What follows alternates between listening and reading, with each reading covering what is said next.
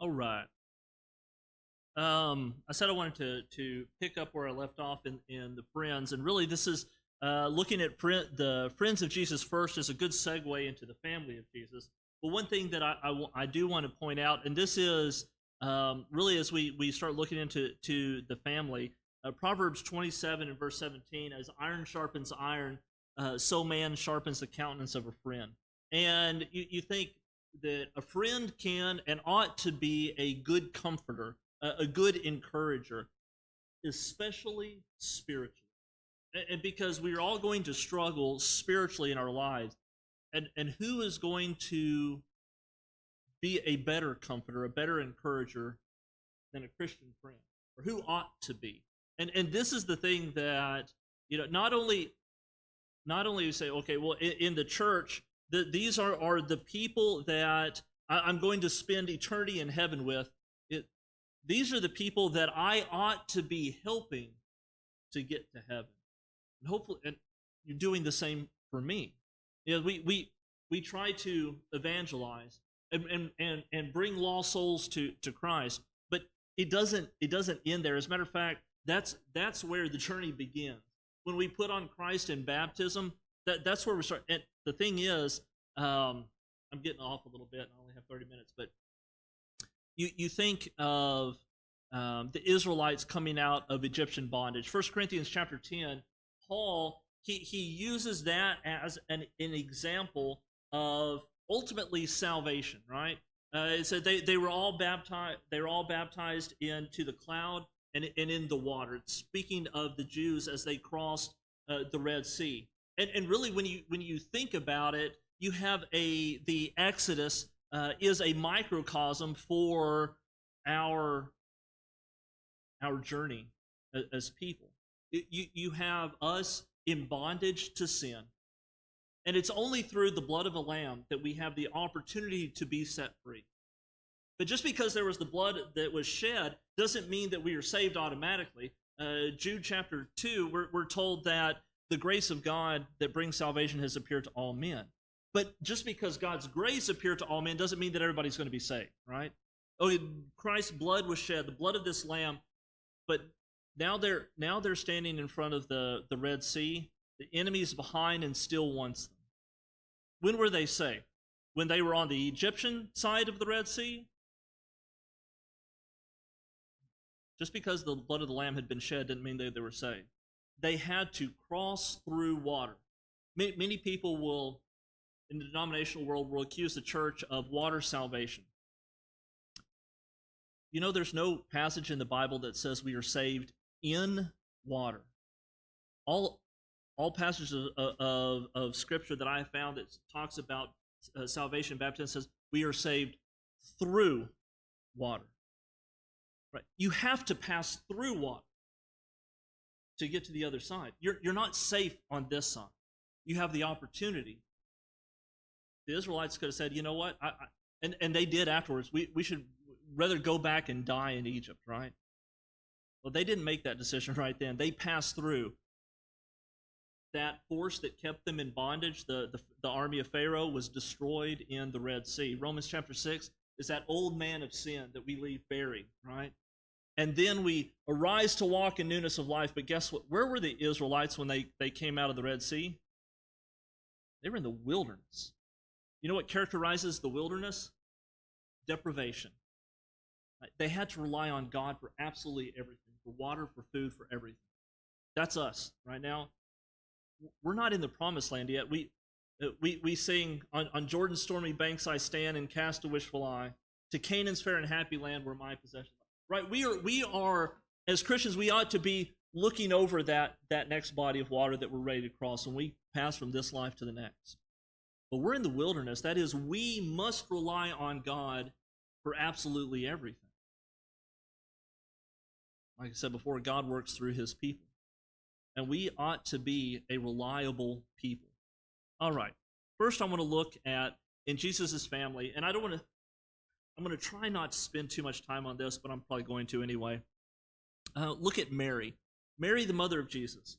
And this is something that y'all have driven through Orlando, I assume, on I-4 going to be honest, it's going north, even though it's east to west. You're driving north through there. But y'all pass by Mary, Queen of the Universe, huge church over on the right-hand side. I'm in Sanford, so if I drive on I-4, which I try not to, I'm going to pass by this. It's a Catholic church, Mary, Queen of the Universe, and the reason that it's named that way is because there is this group of people, this religious body puts Mary up on a pedestal. She is the Mother of God. Okay, who is Mary? Well, Mary is a tremendous woman. That she is the woman out of every woman that's ever going to be created by God. She is the one that was chosen to be the mother of Jesus. When Gabriel came in Luke chapter 1 and spoke to her, "Blessed are you among women," right? She's obviously a tremendous person. Now, and here's the thing that we need to understand about her, because, again, that there is, you go from one extreme to the other. Skeptics will try to say that Mary really wasn't what the Bible said she was, right? That Jesus came from the virgin birth, right? Which it's important that is the case, right? That he is the Son of God. Isaiah chapter 7 and verse 14, we're told, "Therefore the Lord himself will give a sign. Behold, the virgin shall conceive and bear a son, and shall call his name Emmanuel." Matthew chapter 1, verses 18 through 23, that's repeated. And you have this. The thing is, I use New King James mainly to preach from. New King James, it uses the word virgin in both Matthew chapter 1 and Isaiah chapter 7. Skeptics will go and try to say, well, that's not the original word in the Hebrew. You see, the original word in the Hebrew was maiden or young woman. It wasn't necessarily a virgin, right? So, and what they'll try to say is, well, he was born of a young woman, which, to be honest, most people are born from young women. Most older women that I talk to say that they don't want to even think about that anymore. Is that the case? Well, okay, let's think about this. Did a little bit of a word study, and I am not only am I not a Greek scholar, even more, or even less so am I a Hebrew scholar, so I'm going to butcher these words. The word that is used in Isaiah chapter 7 in verse 14 is Alma, speaking of this young woman or this maiden. And I think maiden is probably the closest, at least in my mind. That's not a word that we use often in English. It's somewhat archaic. But you think of a maiden, this young unmarried woman. We'll talk about, maybe we use a woman that's been married. She has a maiden name.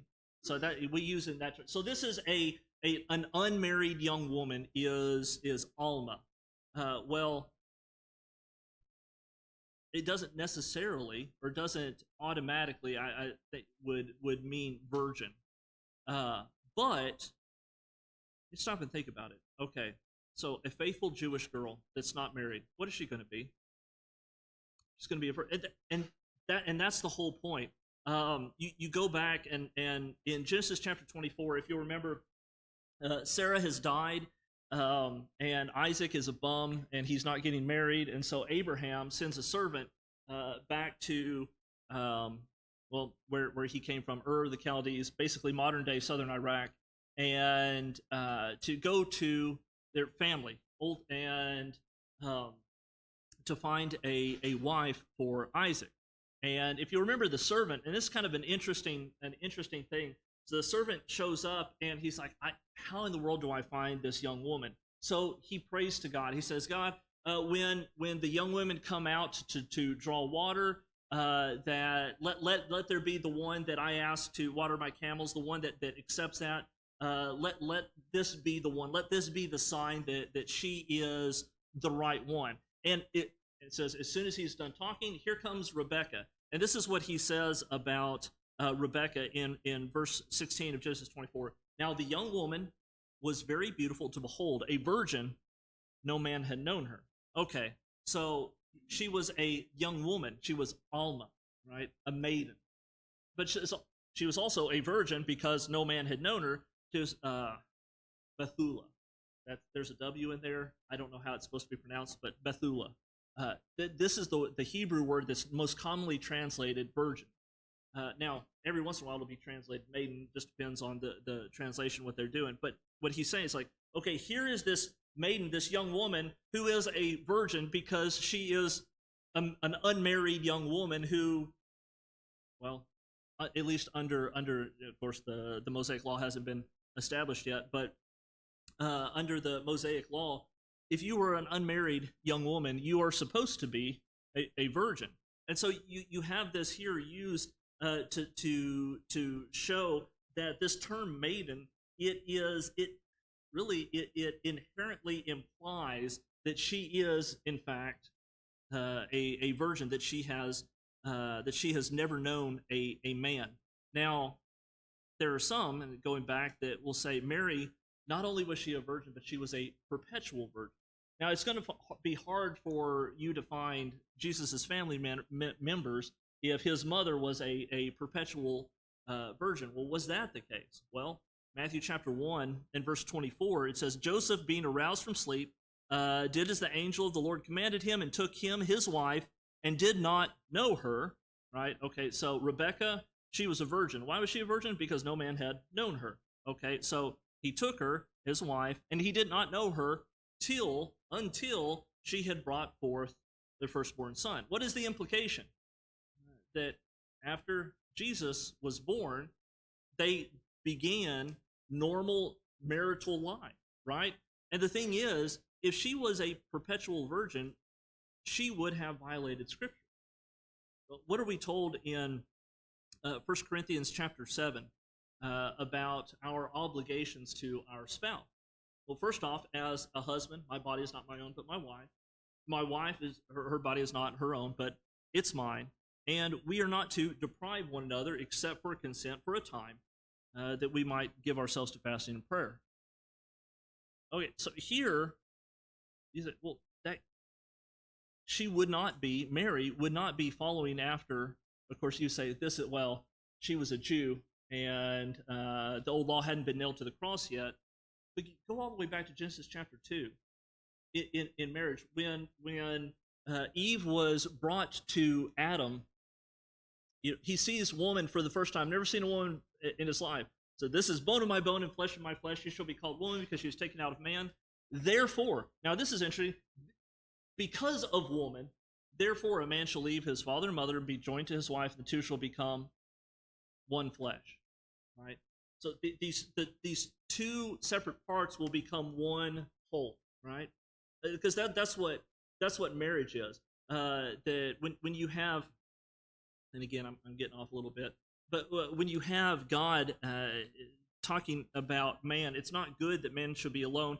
I shall make a King James help meet, New King James a helper comparable to him. That the terminology right there is opposite of. So, a lot of times that you might have heard a wedding that man or woman was taken out of a rib, the side of man, so that, they walk side by side. That's not really a biblical concept. I think that's just something that I need to fill up with a certain amount of time, and it sounds good in doing the wedding service. But really, you have the idea not side by side, but in front of each other, right? And that's what you have is you have woman is everything that man is not, and man is everything that woman is not, right? So the two make one whole. The two shall become one flesh. Now, we understand that that's talking about, it's more than this, but it implies the physical intimacy that ought to be in a healthy marriage, and you can see that from 1 Corinthians chapter 6. We won't get into that, or I'll never really begin my lesson. But so you have here Mary. She was a virgin when she conceived Christ, or when Christ was conceived, but she did not remain a virgin. She actually had, I don't know actually how many kids. He has 4 brothers and sisters, at least two sisters, and so I don't know exactly how many were there. But when you think about Mary, Mary is a very interesting person because she is the mother of the incarnate Christ, right? God in the flesh.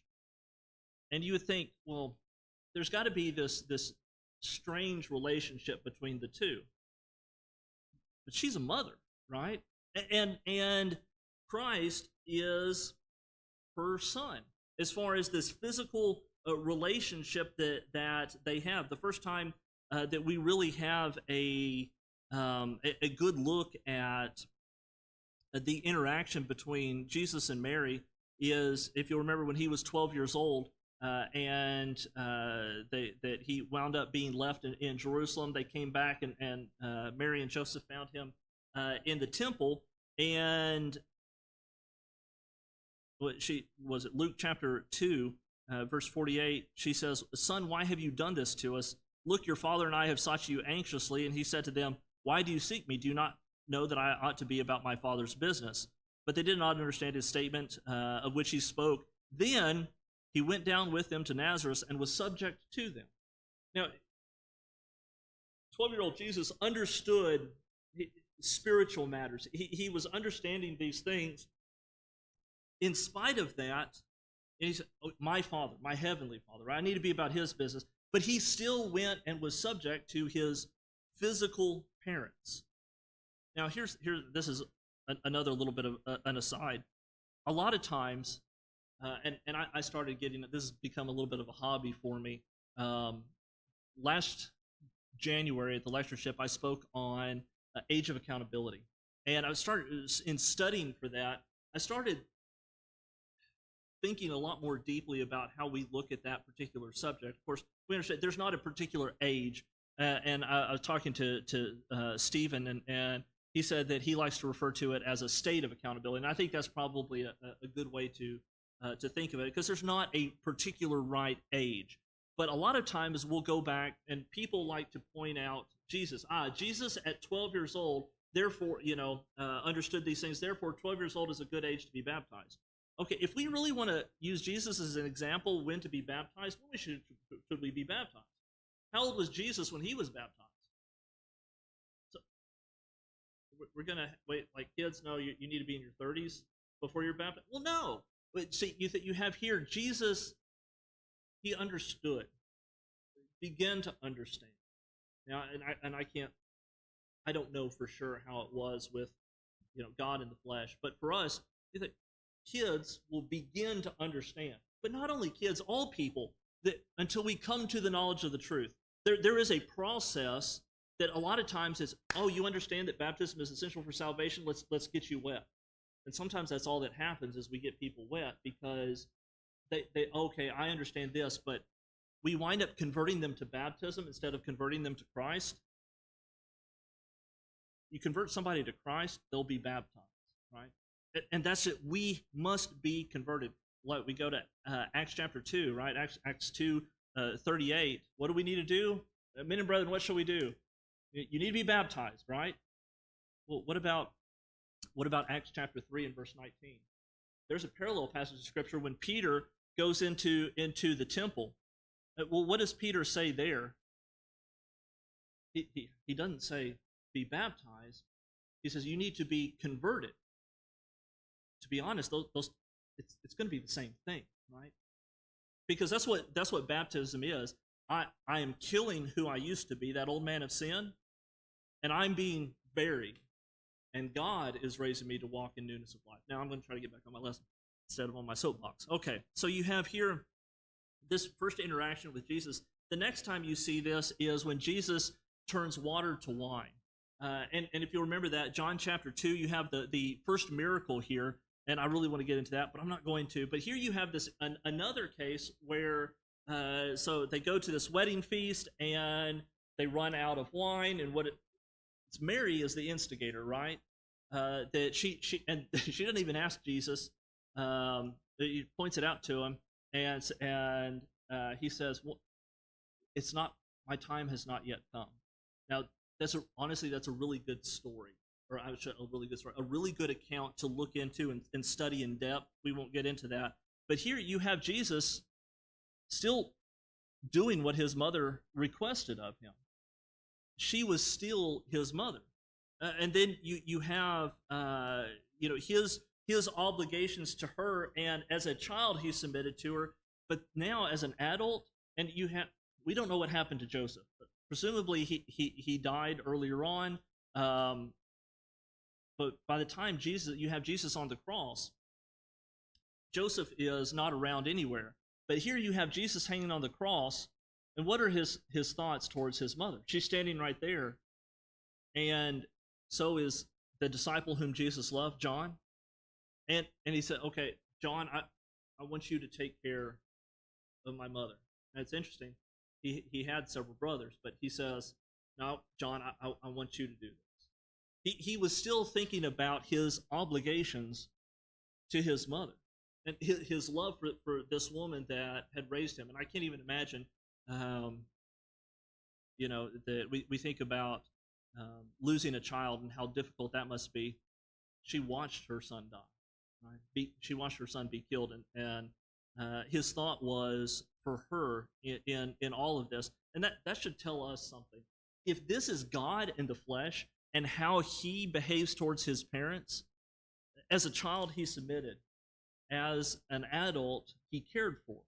He made sure he was about to die, he made sure she had what she needed, right? Because you look at the idea of a widow indeed, right? A widow indeed was, I don't have any, not a husband, not a children, not nobody. But the children were to take care of their parents. If they were no longer able to care for themselves, this was a child's obligation. And if this is what Jesus did, what should we do as Christians, as followers of him?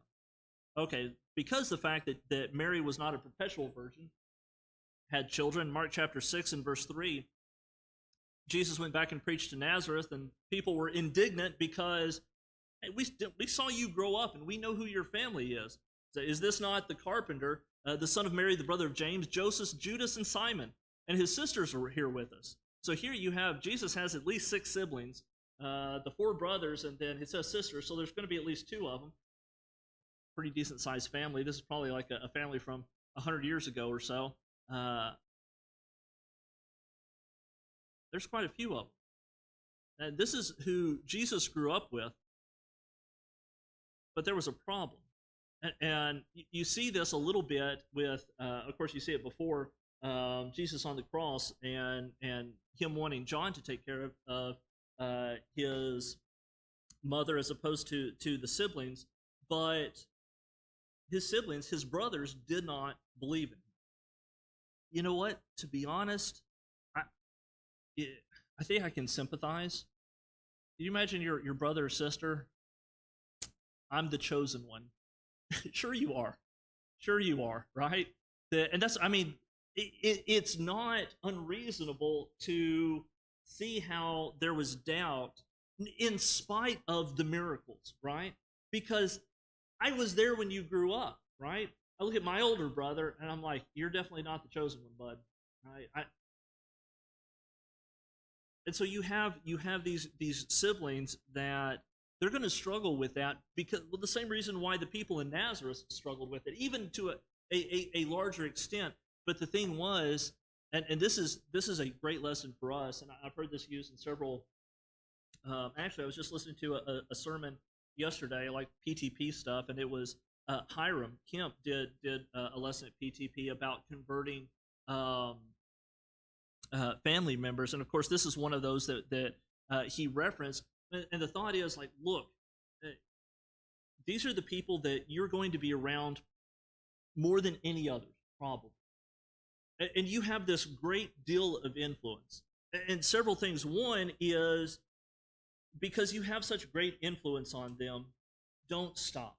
Don't stop influencing them. Don't stop being a Christian. Don't conform to them. Don't give up and say, well, whether it is because, if you're going to be this Bible thumper, I don't want to be around you. Well, what if we change? What if say, okay, I'm going to back off? Are they going to be any less loss if we back off? So I'm going to continue to be what I need to be. I'm going to continue to be a follower of Christ. And in doing so, Christ set this own example. What happened with his brothers after? At least we know two of them, James and Jude or Judas. Well, they have books that they wrote. James especially, and he was a prominent figure in the first century church there in Jerusalem. You have him referenced in Acts chapter 12, and then in Acts chapter 15, if you remember, with the Jerusalem council there, he was one of the main guys that stood up and helped to solve the problem. You have that. I won't get into it for the sake of time, but in Acts chapter 15, verses 13 and following, later on, he is referred to, Galatians chapter 1, as an apostle. That is one sent out with a message, not necessarily one of the 12. And then in Galatians chapter 2, along with Peter and John, it says James is one of the pillars of the church in Jerusalem. So you have this man that went from doubting to being a pillar of the church in Jerusalem. That we have in Sanford, one of our elders, that he didn't become a Christian until around the time that he got married. That he grew up in a kind of wishy-washy denomination. They were semi-faithful to that particular denomination. And so here you have someone that wasn't faithful that now is a very effective elder in the Lord's church. And it's amazing what Christ can do through us if we allow him to. And so for us, I think a good takeaway from looking at Jesus' siblings is we don't give up. Not only, well, first and foremost, you see what Peter says about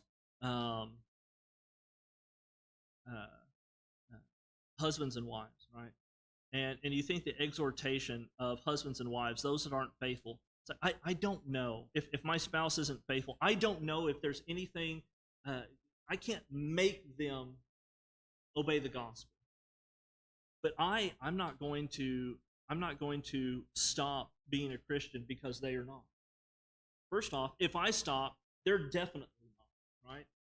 But I'm going to continue on because this is a person that I have, you say, my spouse, more influence over than anybody else in the world. And my family, if nothing else, if I didn't grow up in the church, if I have changed, that's a good thing to point back to and say, you remember who I used to be, but look who I am now. Okay, I don't know how long we have left, but anyway, I'll assume we have all the time in the world. And here's the great thing for us as Christians. Matthew chapter 12.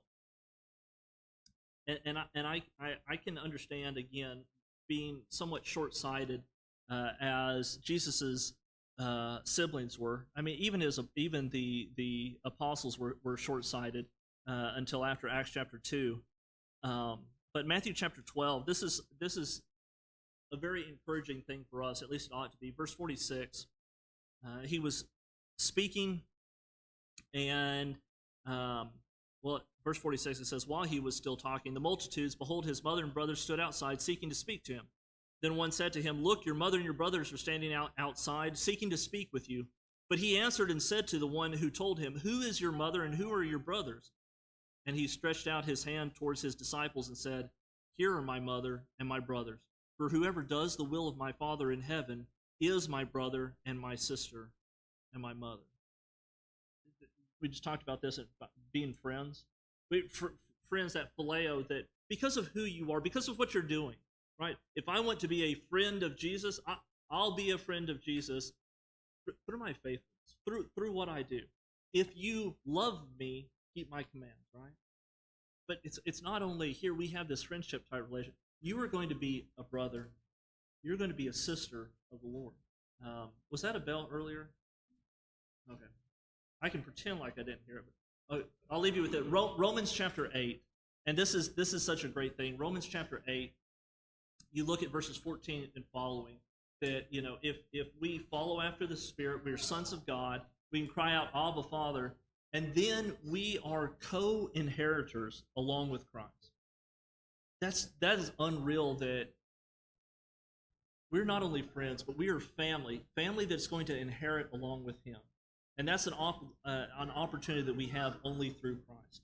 There's a whole lot else I want to say, but again, they rung the bell on me. But I appreciate the opportunity to be able to come speak to you, and these are things that are very good for us to study individually. This close relationship that we can have with Christ, and I would encourage each of us to do that ourselves.